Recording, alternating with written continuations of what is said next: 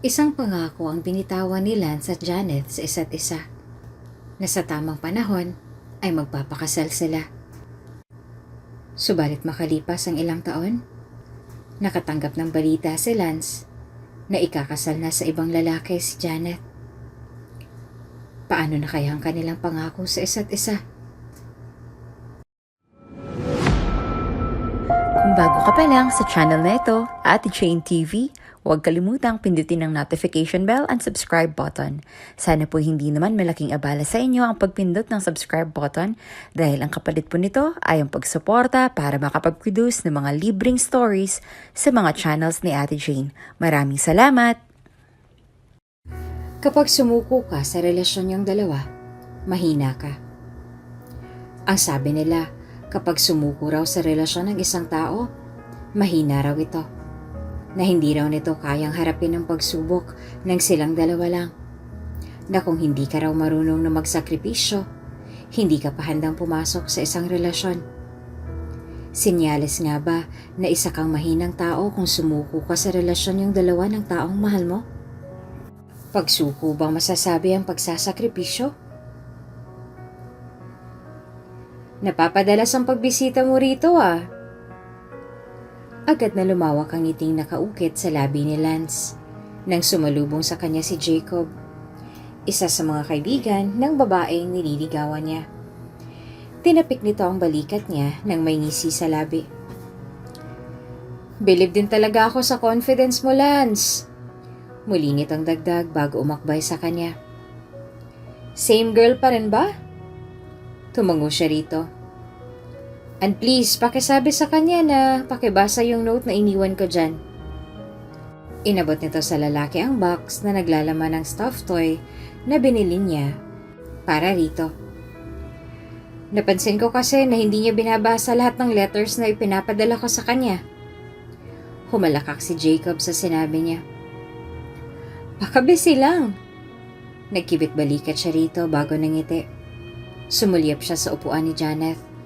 At nang makita niya itong tahimik lang na nagbabasa ng libro mula sa malayo, agad na lumawak ang ngiti niya.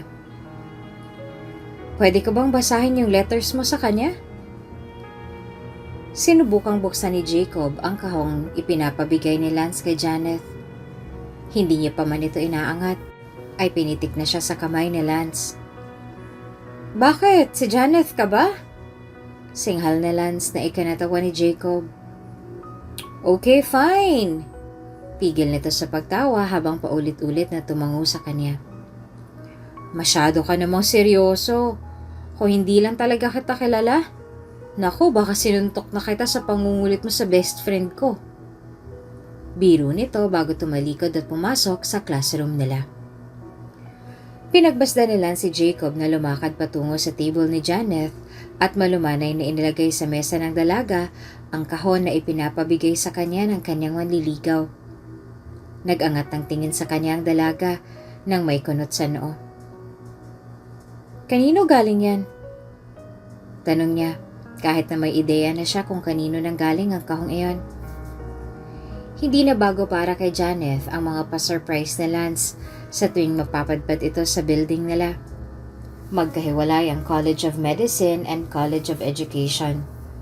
Kung hindi lang talaga seryoso si Lance sa panliligaw sa kanya, baka nga matagal na itong huminto dahil ang haba ng nilalakad nito araw-araw para lang mahatiran siya ng bulaklak.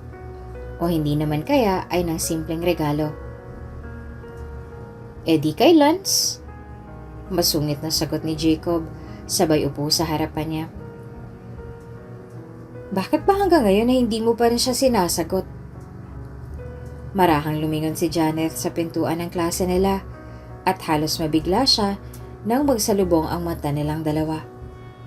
Peke siyang ngumiti kay Lance, habang si Lance naman ay walang nagawa kung hindi ang ngumiti at kumaway sa kanya. Bakit ba parang atat na atat ka kaysa sa akin? Paano hindi ako maaatat? Ako ang napapagod sa ligawan niyong dalawa. Reklamo ni Jacob na ikanatawa niya. Sa katunayan nga, ay malaki ang pasasalamat niya sa kaibigan. Sa tuwing may gusto siya, palagi itong sumusuporta sa kanya.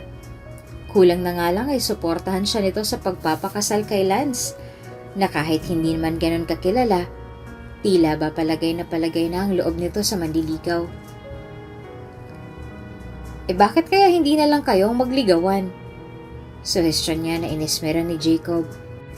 Nagpatuloy ang panliligaw ni Lance kay Janet. Sa tuwing may bakante silang oras sa linggo, hindi na sila nagdadalawang isipan na mag-date o hindi naman kaya ay manood ng sine. Minsan ay kasama nila si Jacob, pero mas madalas pa rin na solo nila ang lahat. Lalo na't wala naman sa bokabularyo ni Jacob ang maging third wheel sa relasyon ng dalawa. Bakit pa kasi ayaw mong sumama?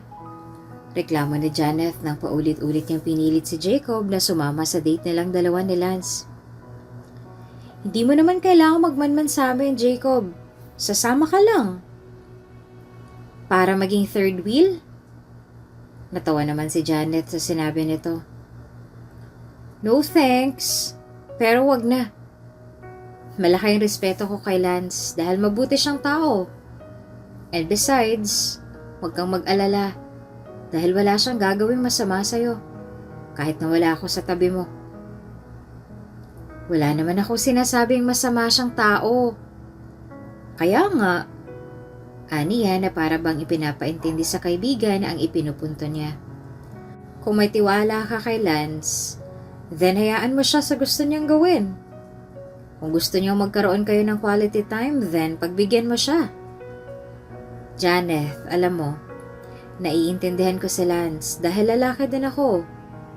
Wala ka lang ideya, pero naiinsulto na siya sa paulit-ulit kong pagsama sa date ninyong dalawa. Lalaki din ako, Janet. Itago man niya o hindi. Alam kong naiinsulto na siya sa ginagawa nating dalawa. Nang dahil sa sinabi ni Jacob ay walang nagawa si Janet kung hindi ang tumango at sundin ang suhestyon ng kaibigan na makasama ng solo si Lance. Kanina ka pa tulala, may nanggugulo ba sa isip mo? Tanong nito. Marahan siyang ngumiti bago lumingon sa screen. May gusto lang sana akong itanong sa'yo, Lance. Go on, Janet. Huminga ng malalim si Janet bago muling nagsalita. Ni minsan ba, nainsulto ka ba sa presensya ni Jacob sa tuwing lumalabas tayong dalawa? Nangunot ang noon ni Lance nang dahil sa tanong sa kanya ni Janet. Anong sinasabi niya? Nainsulto? Paanong naiinsulto? Paano? Tanong nito bago lumingon sa katabi niya. Pwede bang pakipaliwanag kung anong sinasabi mo? Kung alam mo na, Lance, kung nagsiselos ka ba sa tuwing kasama natin si Jacob, sa tuwing lumalabas tayong dalawa? Tanong nito. Like, sa tuwing manonood tayo ng sine, palagi siyang nandyan at nakikiagaw ng popcorn sa ating dalawa. Bahagyang natawa si Lance sa naging tanong nito sa kanya, kaya naman hindi naiwasan ni Janet ang pambulahan ng pisngi. Kaya ko namang bumili ng popcorn para sa ating tatlo, Janet. Hindi yun ang tinutukoy ko, Lance. Natawa si Lance sa bahagyang pagtaas ng boses nito bago sumandal sa kinauupuan niya. Kung sanay ka at komportable kang nandito siya, then wala akong nakikitang problema doon. Kung saan ka masaya, susuportahan kita. Wala nang ibang nagpapasaya sa akin kung hindi ang makita kang komportable at masaya. Janet. Namula mukha ni Janet sa sinabi ni Lance, bago niya naramdaman ang unti-unting pag-angat ng labi niya para sa isang ngiti. Naaalala mo pa ba yung tanong mo sa akin before? Tanong ni Janet na unti-unting ikinalingon ni Lance sa kanya. Yung time na tinanong mo ako kung kailan ba kita balak na sagutin sa panliligaw mo.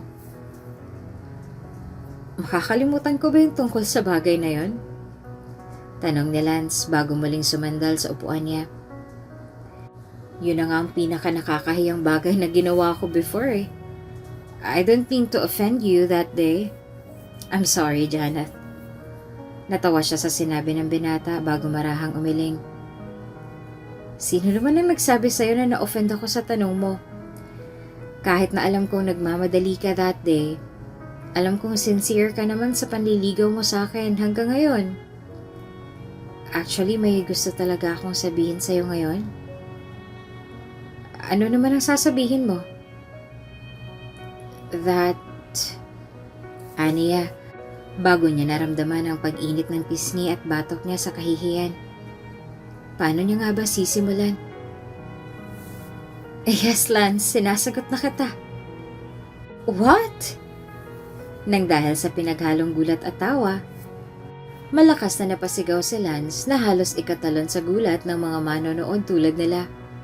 Paulit-ulit silang humingi ng tawad sa mga taong nasa sinihan bago sila nagdesisyong umalis sa lugar na yon upang mag-celebrate sa special day na ibinigay ni Janeth para sa kanya. Ang akala ko makakatakas na ako. Bubulong-bulong na reklamo ni Jacob bago ibinaba sa mesa ng kaibigan ang cookies na ipinapabigay ni Lance kay Janeth. Sumpa na yata ito. Ligawan mo na kasi si Samantha. Umismid si Jacob sa kaibigan sa naging suhestyon nito. Mas gugustuhin ko pang tumanda na lang ng mag-isa sa gitna ng malamig na gabi kesa makipagrelasyon sa nerd na yun. Naging maganda ang takbo ng relasyon ng dalawa sa mga lumipas na buwan at taon. Pareho silang nag-aaral ng kolehiyo at kahit na mahirap ay sinika pa rin nilang ilaban ang pangarap nilang degree. Si Janeth ay nag-aaral sa kolehiyo. Bata pa lang ay pinapangarap niya ng maging guro sa hinaharap.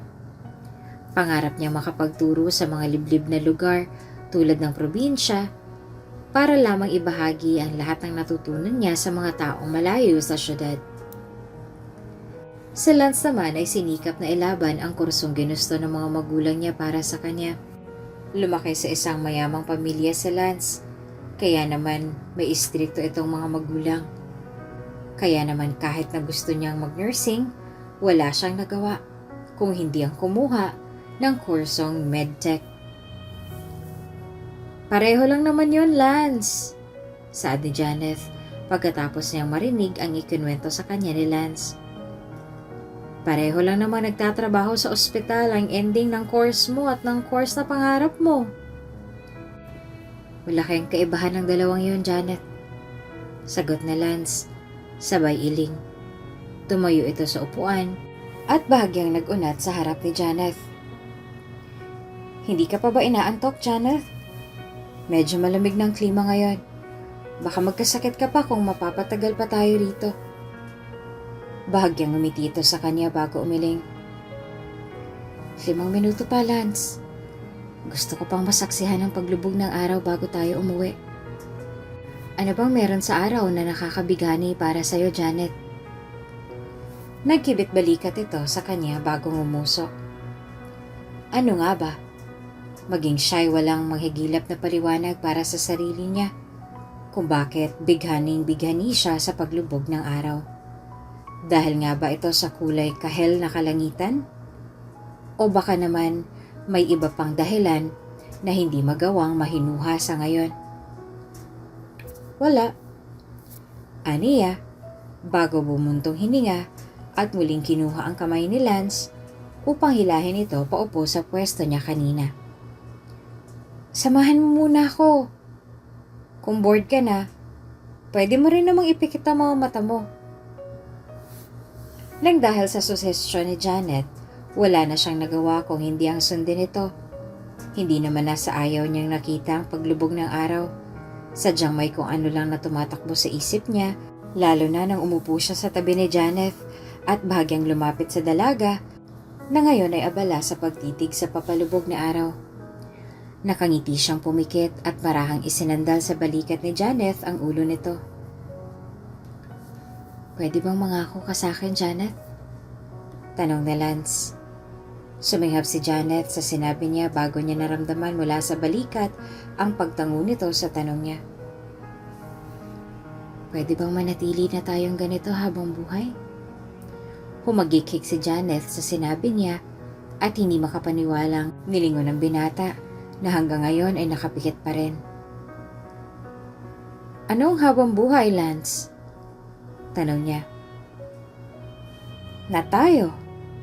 Hanggang dulo. Mahinang bulong ng binata na ikinatigil niya bago siya tuluyang ngumiti. Wala na ako nakikitang iba sa future ko. Kung hindi ikaw lang, Janet. Gusto kong maabot ang mga pangarap ko nang ikaw ang babaeng nasa tabi ko. Ganyan mo ba talaga ako kamahal? Ngumiti si Lance sa kanya bago siya hinalikan sa pisngi na ikinalawak ng ngiti niya.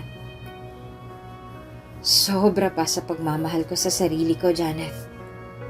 Aniya na ikinakilig niya na lang bago niya muling niyakap si Janet. Mangako ka na tayo hanggang dulo. Tumango si Janet sa kanya. Kahit na alam niyang napapanis na rin ang ngiting nakaukit sa labi niya. Pangako, Lucas. Si Janet ang kauna-unahang babaeng nagpatipok sa puso niya. Kahit na minsan ay hindi nagiging maganda ang relasyon nila sa kadalasan at nauuwi ito sa away. Ni minsan na hindi pumasok sa isip niya sumuko na lang at isuko lahat ng panahong ginugol niya para lang mapasagot ang babaeng mahal niya. Walang perpektong tao sa mundo, ika nga. Tulad ng iba, madalas din silang nag-aaway ng dahil sa isang maliit na bagay. Kahit na madalas silang hindi magkaunawaan, never pumasok sa isip nilang dalawa ang maghiwalay. Tulad na lamang ng pangako nila sa isa't isa noon. Para kay Lance, ang pagsuko ay para lang sa mahihina. Never siyang susuko kahit na ilang beses man silang mag-away. Nang matapos sila sa kolehiyo, kabi-kabilang opportunities na nagbukas para sa kanila. Pagkatapos makakuha ng lisensya ni Janet sa pagtuturo, hindi na siya nagsayang ng oras na mag-apply at matanggap sa isang pampublikong paaralan. Agad ding natanggap si Lance sa ospital na inaplayan niya, kaya naman kapwa sila naging abala sa kanyang trabaho. Pareho silang naghahangad na makaipon para sa pagpapakasal nilang dalawa. Hindi kayang matago ng lihim ni Lance kay Janet, kaya naman sa halip na isurprise ito sa mga plano niya, wala na siyang nagawa kung hindi ang ibahagi kay Janet ang plano nitong pagpapakasal sa kanya. Yun ay kung makakapagtapos siya sa medisinang kinuha niya. Iiwanan mo na ako, Lance? Tanong ni Janet nang iparating ni Lance sa kanya na may plano siyang mag-aral sa Maynila. Ang akala ko ba walang iwanan? Hindi kita iiwan, Janet. Sagot niya bago hinawakan ng magkabilang balikat si Janet na animong batang nagtatampo sa harapan niya. Wala akong balak na iwan ka, okay? Pero luluwas ka ng Maynila. Para sa pag-aaral ko. Dagdag niya na muling ikinanguso ni Janet. Wala akong ibang gagawin sa Maynila kung hindi ipagpatuloy ang medisina ko. Alam mo naman na may balak akong magdoktor, hindi ba? Nagkasundo na tayong dalawa. Pero hindi ko alam na sa Maynila ka pala mag-aaral, Lance. Aniya, bago pa ulit-ulit na humiling, hanggang sa naramdaman niya ang panunubig ng mga mata niya.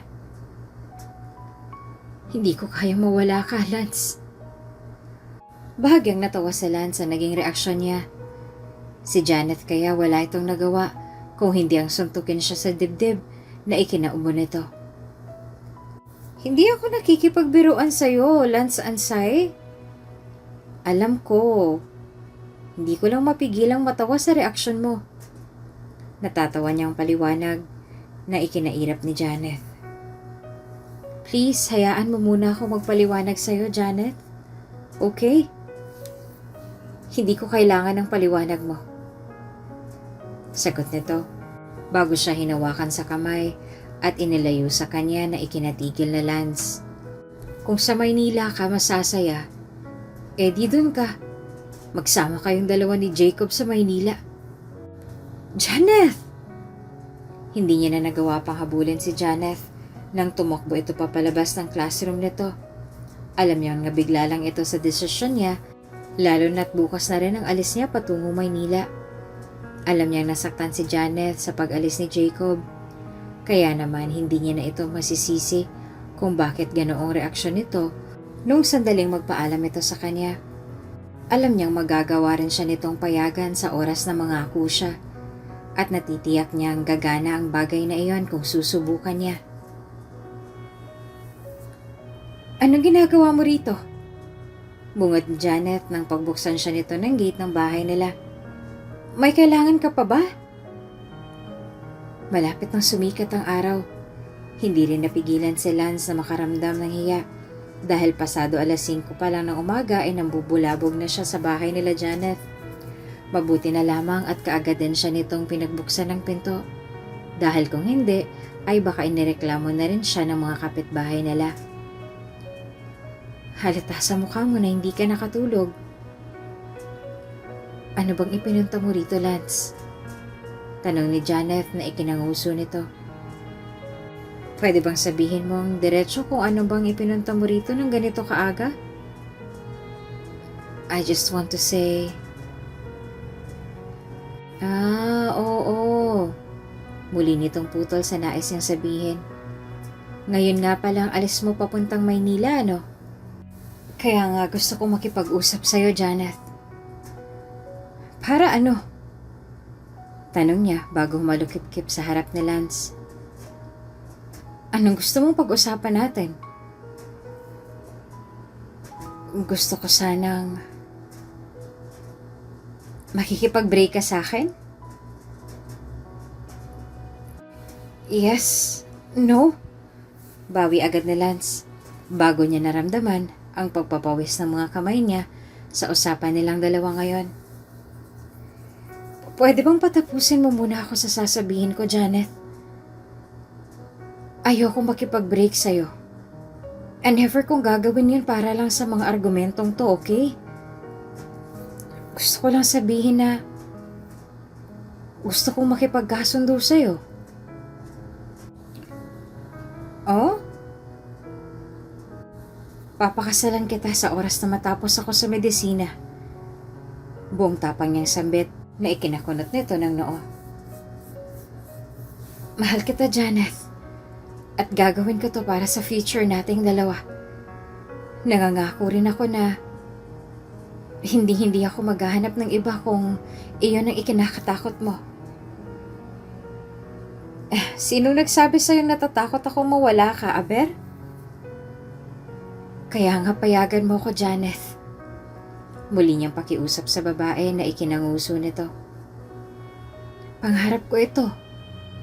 At pangharap ko ring pakasalan ka. Hindi rin nagtagal ay pumayag na nga si Janet sa gustong mangyari ni Lance. Nagkasundo ang dalawa na magpapakasal sila sa oras na matapos na ng kurso sa Lance sa Maynila.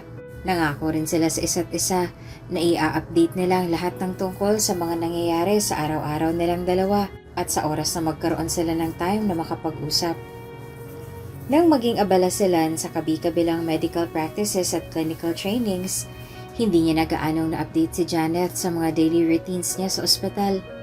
Hindi niya na rin maipagkakaila na unti-unti niya na rin nakakalimutan na may kailangan pa nga pala siyang isakatuparan sa babaeng pinangakuan niya ng kasal sa probinsya. Pakihanda na lang ng medical history ni patient 1. Utos niya sa nurse na nabakante bago siya naglakad patungo sa opisina niya at naisipang padalhan ng text si Janet. May 1 linggo na rin niya ako hindi tinatawagan ah.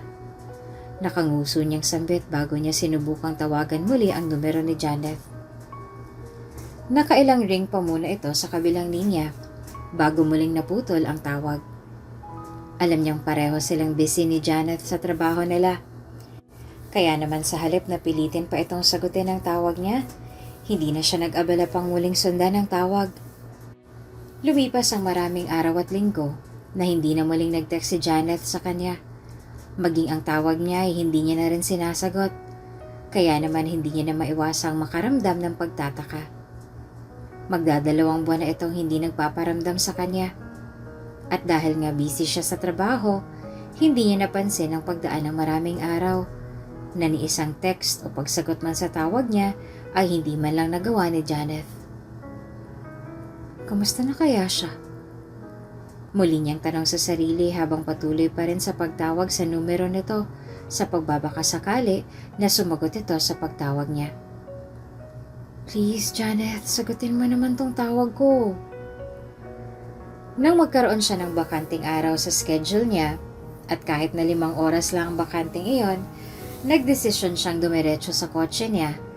Kahit na nakakaramdam ng pagod sa trabaho, sinikap niya pa rin magmaneho makauwi lang sa probinsya kung nasaan si Janet. Napaka-imposible para sa kanya ang ikinikilos ni Janet nitong mga nakaraang araw at buwan. Kahit na may ilang buwan na rin nung huli silang nakapag-usap, hindi niya pa rin maiwasang mapatanong sa sarili kung saan na nga ba sila hindi nagkaintindihan ni Janet. Ang akala ko ba nagkaintindihan na tayo, Janet? Bulong niya sa sarili habang inaalala ang naging usapan nila dati. Pero ano tong ginagawa mo sa akin ngayon? Kahit na nakaramdam ng inis sa ginagawa ni Janet, sinikap niya pa rin ikalma ang sarili dahil alam niyang walang mangyayaring mabuti sa kanya kung papairalin niya ang galit sa puso niya. Isang paliwanag lang, Janet. Muli niyang bulong sa sarili habang patuloy sa pagmamaneho. Isang paliwanag mo lang sa akin. Papatawarin kita. Isang paliwanag lang, Janet. Isang paliwanag lang. Nang makarating sa probinsya, dali-dali siyang dumiretso sa bahay nila Janet. Halos matigilan siya nang makita nitong patay ang lahat ng ilaw sa bahay nila. Baka naman tulog na. Peke niyang tawa sa sarili bago lumapit at tumingkayad sa harap ng gate nito. Malalim na rin naman ang gabi, baka nga tulog na rin. Isang buntong hiningang pinakawalan niya bago tumalikod at bumalik sa kotse niya. Alam niyang hindi naman kailanman nagpatay ng ilaw ang parents niya sa gabi dahil hindi sila sa ganito nasanay noon. Natutulog silang bukas ang ilaw sa sala at sa bakuran, kaya naman ang naisip ni Lance ay napaka-imposible para sa kanya. Sa kotse nagpalipas ng gabi si Lance. Kahit na ilang beses pa siyang tawagan ng parents niya upang pauwiin siya sa bahay nito. Tila ba hindi siya kumbinsido ang iwanan ng bahay nila Janet. Paano na lang kung magbukas ng pinto nang wala man lang siya doon? Anong iisipin ni Janet pag nangyari yon? Iho! Agad niyang iminulat ang mga mata niya nang may kumatok sa pinto ng kotse niya. Tirik na ang araw. Marahan niyang ibinaba ang bintana at nakangiting bumati sa matandang babaeng kumakatok sa bintana ng kotse niya. Ano pong maitutulong ko, ma'am? Kanina pa kasi kita napapansin na nakapark dito, iho. Sambit ng matanda na nakangiti niyang tinanguan. May hinihintay ka ba? Lumingon siya sa bahay nila Janet na hanggang ngayon ay nananatili pa ring nakasarado. Hinihintay ko po kasi si Janet. Gusto ko po kasi makipag-usap sa kanya. Lumingon ang matanda sa nakasaradong bahay bago muling bumaling sa lalaki. Hinihintay mo kamo si Janet? Tanong nito. Ay nako, matagal nang walang nakatira sa bahay na yan, iho. Nang dahil sa sinabi ng matanda, ay agad na natigilan si Lance. Hindi siya makapaniwalang lumingon sa matanda na ngayon ay matamis na nakangiti sa kanya. Wala itong ideya sa kung ano mang meron silang dalawa ni Janet, kaya naman ganito na lang ang reaksyon niya ngayon. Kailan pa po? Naku, mag-aapat na taon na siguro. Kunot noong sagot ng matanda bago muling umiling. Ay 5 taon na pala. 5 taon nang walang nakatira dyan. Alam niyo po ba kung saan sila lumipat? Hindi ko sigurado, iho. Iling nito bago muling ngumiti sa binata na ngayon ay natigilan sa isinawalat nito. Bakit? Kaano-ano mo ba si Janet? Bumuntong hininga siya bago bumulong. Fiancé ko po. Natawang matanda sa sinabi niya, kaya naman hindi niya naiwasang lumingon pabalik rito. Kung fiancé ka niya, hindi yun magdadalawang isip na magsekreto sa'yo. Imposible naman na lumipat sila ng bahay na hindi sinasabi sa'yo yung address. Medyo malamig din ang klima kagabi, kaya alam kong hindi ka rin niya hahayaang matulog dito sa loob ng kotse mo. Nagkaroon po kasi kami ng problema kaya hindi niya nasabi sa akin. Kahit na, sagot ng matanda na hindi rin niya sinagot. Unless nagkaroon talaga kayo ng matinding galit sa isa't isa. O baka naman nakipaghiwalay siya sa'yo na hindi mo nalalaman. Nagsuhestyon ng matanda na hagilapin lahat ng naging kaibigan at katrabaho ni Janet dati mula sa kolehiyo hanggang sa nagkaroon ito ng trabaho. Sinuyod niya lahat ng mga naging kaibigan nito. Kahit na alam niyang matatanggal siya sa ospital sa ginagawa niya, mas pinili niya pa rin hanapin ang bakas ng nobya niya. Naku, pasensya ka na kung wala akong alam, sagot ni Diane, isa sa mga naging co-teachers niya. Wala namang nabanggit sa akin si ma'am na hihinto na siya sa trabaho. Hindi rin naman siya nagkaroon ng problema dito sa school. Nagulat na nga lang kami na umalis na siya. Ni hindi man nga lang nagpaalam sa amin, kaya naman medyo nakaramdam rin ako ng tampo sa kanya. Nako, iho, pasensya ka na, sagot naman ni Mang Gimbo, nang ito naman ang tinanong niya. Nagulat na nga lang kami na bigla silang umalis ng pamilya niya sa bayan. May utang pa nga ako kay Herald na hindi ko na nagawang bayaran dahil hindi ko na alam kung nasa na sila nakatira ngayon. Nang nagpadala na ng memo ang ospital kay Lance, wala na siyang choice kung hindi ang bumalik sa ospital at ipagpatuloy niya ang trabahong nabinbin doon ng dahil sa kanya. Propesyon mo yan, Lance, saad ng head sa kanya na marahan niyang tinanguan. Wala akong pakialam kung may problema ka ba sa pamilya mo, sa asawa mo, sa sarili mo. Ang trabaho mo, ayusin mo. Pasensya na po talaga, ma'am. Mahina niyang usal na ikinahinga na lamang ng malalim ng head niya. Makakaasa po kayo na pagbubutihin ko po ang trabaho ko simula ngayon. Pasensya na rin kung nasigawan kita, Lance. Bawi ng head muli sa kanya at ikinayuko. Nag-aalala lang ako dahil sa'yo nakaasa ang buong ospital, iho. Kung ano man ang problema mo, isang tabi mo na lang muna yan ngayon. Katulad nga ng gusto niyang gawin, nagdesisyon si Lance na pansamantala munang kalimutan si Janet. Sa tuwing may bakante siyang oras sa trabaho, hindi siya kailanman nagsasayang ng oras sa ibang bagay, bagkos ay inalalaan niya ang lahat ng ito sa pagtawag sa numero ni Janet. Hindi tulad noon na panay ang pag-ring nito sa kabilang linya. Ngayon naman ay nakapatay na ito. Sigurado ka na ba, Janet? Tanong ng kaibigan niya. Nawala sa cellphone ni Janet ang tingin niya bago ngumiti ng malungkot sa kaibigan. Oo, sigurado na ako, Ian.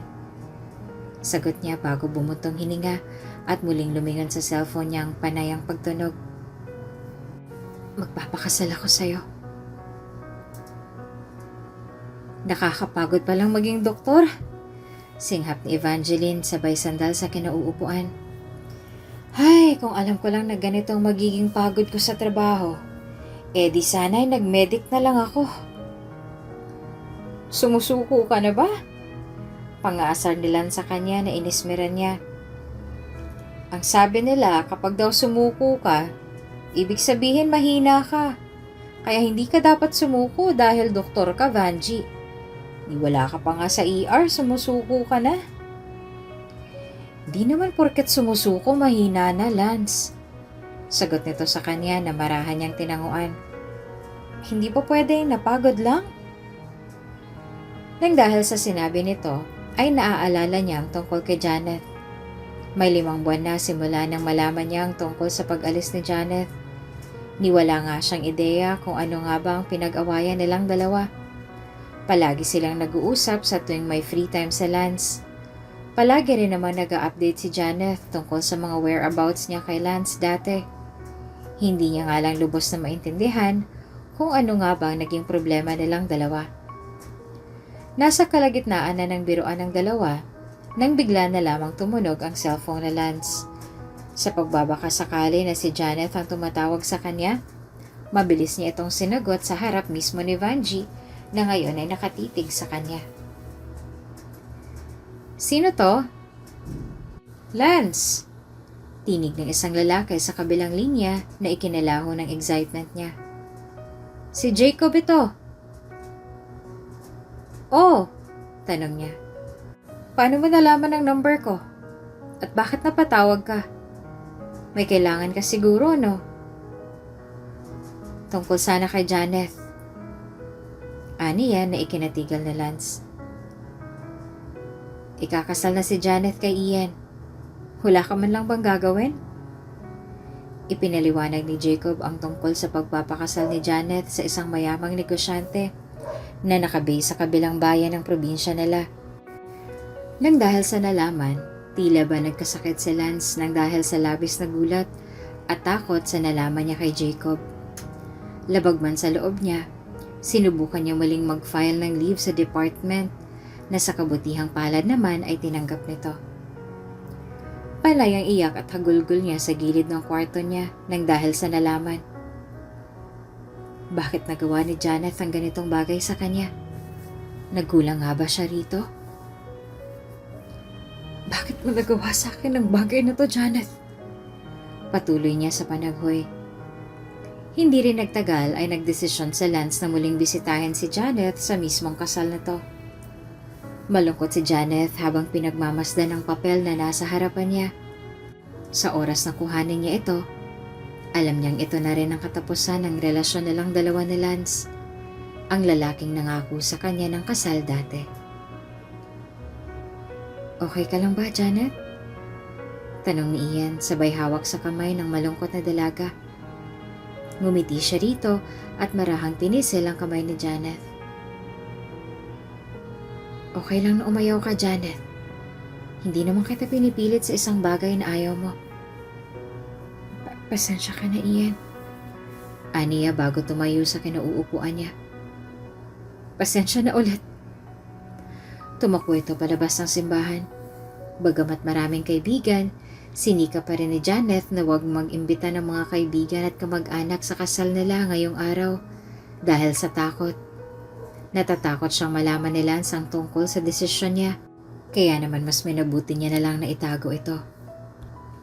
Ano nga bang pumasok sa isip niya at ito ang naisip niyang paraan para makalayo sa kanya? Sa bagay, masaya na nga pala sila sa Maynila. Baka may ipinalit iyon sa kanya dahil hindi na nito nagagawang mag-reply sa mga text at tawag niya noon. Bumagal ang paglalakad niya nang makita niya sila sa gitna ng aisle.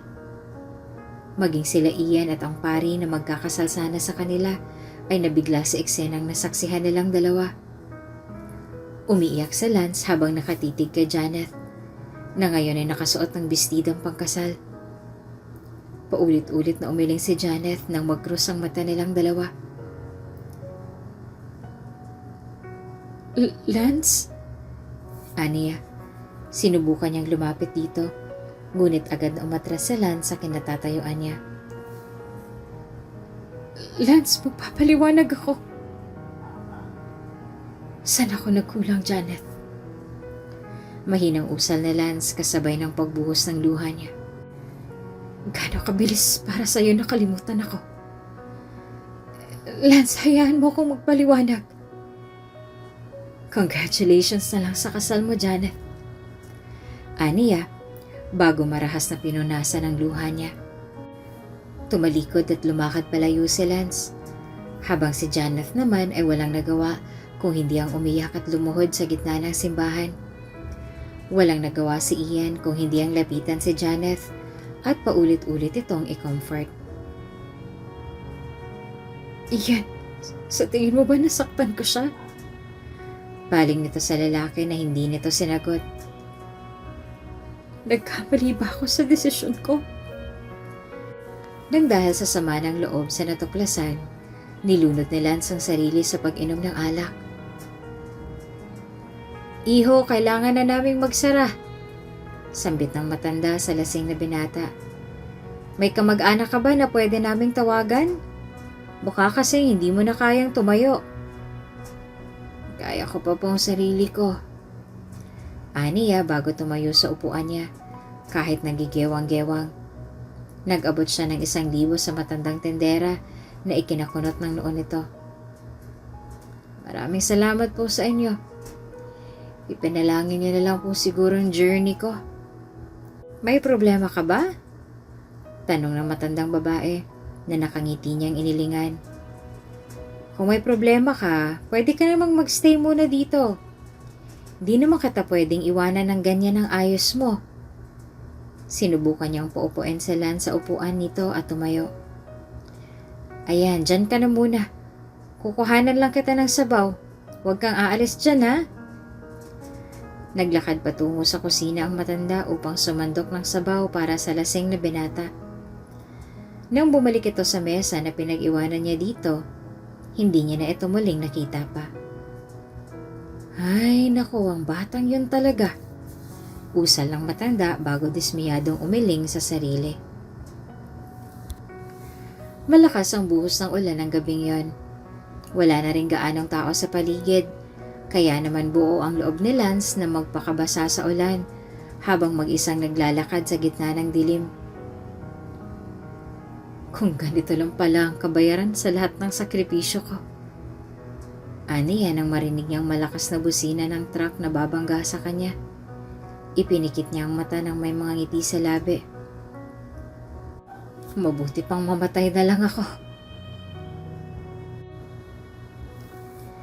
Isang nakakatakot na balita ang bumungad kay Janeth kinabukasan. Hindi na siya nagsayang pa ng oras at mabilis na nagtungo sa ospital kung saan isinugod si Lance sa nangyaring aksidente kagabi.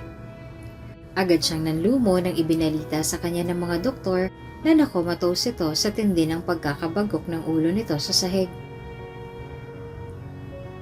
Kasalanan mong lahat ng to, paninisi ni Mrs. Ansay sa kanya. Wala nang nagawa ang asawa nito kung hindi ang pigilan ng matandang ginang sa paulit-ulit na pagturo kay Janeth. Kung hindi dahil sa'yo, hindi matidisgrasya ang anak ko. Tinanggap niya ang lahat ng paninisi nito dahil aminado siyang may kasalanan siya sa nangyari kay Lance. Hindi rin naman siya nito pinagbawalan sa pagbisita sa anak nila dahil naniniwala rin ng mga ito na tanging kay Janeth lang magigising ang bunso nilang anak. Pasensya ka na kay Mommy. Sambit ng panganay sabay ngiti kay Janeth. Nag-aalala lang yon para kay Lance. Alam mo na, bunso kasi ng pamilya, kaya paborito ng lahat. Naiintindihan ko naman siya. Sagot niya sabay pisil sa kamay ng walang malay na si Lance. May karapatan naman siyang magalit sa akin ng dahil sa nangyari. Si Janeth ang nagbabantay kay Lance sa tuwing busy ang mga magulang nito. Humingi na rin ng dispensa si Mrs. Ansay sa mga nasabi niya kay Janeth.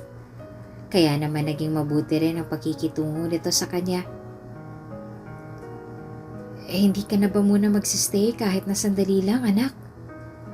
Ngumiti si Janeth sa kanya at umiling. May kailangan pa po akong asikasuhin, pero babalik din po ako, tita. Aasahan ko yan, iha. Marahang naglakad palabas ng kwarto si Lance upang dumiretso sa baba kung saan siya nagpapakemotherapy. Isang ngiti ang iginanti niya sa doktor nang sinalubong siya nito sa pintuan. Walang alam si Lance sa sakit na meron si Janeth. Ni minsan ay hindi niya sinabi kay Lance na may sakit siya at nag-undergo siya ng chemotherapy. Ito rin ang dahilan niya kung bakit hindi na siya muling nagparamdam pa kay Lance.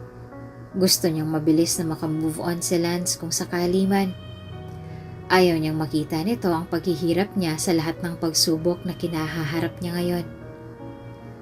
Ramdam ni Janeth ang paggalaw ng kamay ni Lance sa kamay niya. Nang dumilat ang mga mata nito, dali-dali niyang tinawag ang mga doktor. Simula nang magising si Lance sa pagkakahimbing, walang nagawa si Janeth kung hindi ang manatili sa loob ng kwarto niya, kahit na aminado siyang nasasaktan siya sa paulit-ulit na pananaway ni Lance sa kanya. Umalis ka rito! Sigaw ni Lance sa kanya. Namarahan niyang tinanguan bago lumabas ng kwarto nito. Nang dahil sa nangyaring aksidente, kinailangan ni Lance na mag-undergo ng physical therapy. Naging mahina ang mga binti niya, kaya naman kinakailangan niya ng suporta ng wheelchair para makapaglibot siya sa buong ospital. Hindi niya alam kung paano siyang napadpad sa oncology unit. Marahan niyang iginalaw ang wheelchair niya hanggang sa mapalapit siya sa doktor na kausap lang ni Janet kanina. "Oh, good morning, Dr. Lance." Bati niya Dr. Vasquez sa kanya nang makita siya nito. "Ano pong ginagawa niyo rito?" "Anong meron sa inyong dalawa ni Janet?" Kunot noon niyang tanong na ikinangiti ni Dr. Vasquez. "May relasyon ba kayong dalawa?" "Kakatapos lang magpa-chemotherapy ni Janet, kaya siya nanggaling sa loob." Sagot nito na ikinagulat na Lance. "Kakatapos niya lang sa biopsy. Nag-aalala nga ako dahil hanggang ngayon ay hindi pa rin nagbabago ang resulta ng mga test niya." Kailan pa siya nag-undergo ng chemotherapy, Doc?" "Let's say nasa 3 years na." Sagot nito sa kanya na mas lalo niya lang ikinatulala. "O siya, maiwan na muna kita, may pasyente pa ako." Hindi na napigilan ni Lance ang makaramdam ng kirot sa dibdib niya nang dahil sa nalaman.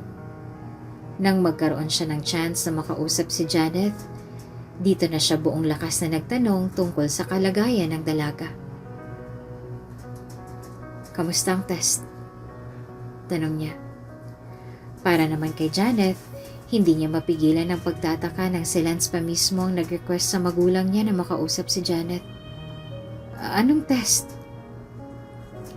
"Huwag mo nang itago sa akin, Janet." Usal nito na ikinalaho ng ngiti ng dalaga. "Please, umamin ka sa akin. Totoo ba na may cancer ka? Please, wag na nating pag-usapan ng tungkol dyan. Answer me!" Aniya na ikinapikit ni Janet. "Please, I'm begging you, Janet. Tell me the truth. May cancer ka ba?" "Meron." Aniya, bago siya napapikit. "Stage 2. Aminin mo nga sa akin." Muli nitong sambit bago niya nakita ang pagdaos-dos ng luha sa gilid ng mata ni Lance. "Ito bang dahilan kung bakit gusto mo makipaghiwalay sa akin?" "I'm sorry, Lance. Just answer me, Janet. Ito ba?" Marahang tumango si Janet sa kanya, kasabay ng pagluha. Mabilis siyang hinatak ni Lance papalapit sa kanya upang bigyan siya ng isang mahigpit na yakap na ginantihan din ng dalaga. "Please, I'm sorry, Janet." Hagulgol niya sa dalaga bago niya ito hinarap at masuyong hinalikan sa noo at ikinapikit nito. "I'm sorry, honey. Babawi ako sa'yo. Sa lahat na nagawa ko sa'yo. I'm so sorry." Nang naging maayos ang kalagayan ni Lance, dito na sila nagdesisyon ni Janet at ng kanilang pamilya na manirahan sa ibang bansa. Dito na rin nagdesisyon si Janet na ipagpatuloy ang gamutan niya hanggang sa tuluyan na nga itong gumaling sa sakit niya. Hindi rin nagtagal ay nagpakasal ang dalawa sa Amerika at doon nagdesisyong ipagpatuloy ang pamumuhay nilang dalawa kasama ang kambal nilang anak. Kung bago ka pa lang sa channel na ito, Ate Jane TV, huwag kalimutang pindutin ang notification bell and subscribe button. Sana po hindi naman malaking abala sa inyo ang pagpindot ng subscribe button dahil ang kapalit po nito ay ang pagsuporta para makapag-produce ng mga libreng stories sa mga channels ni Ate Jane. Maraming salamat!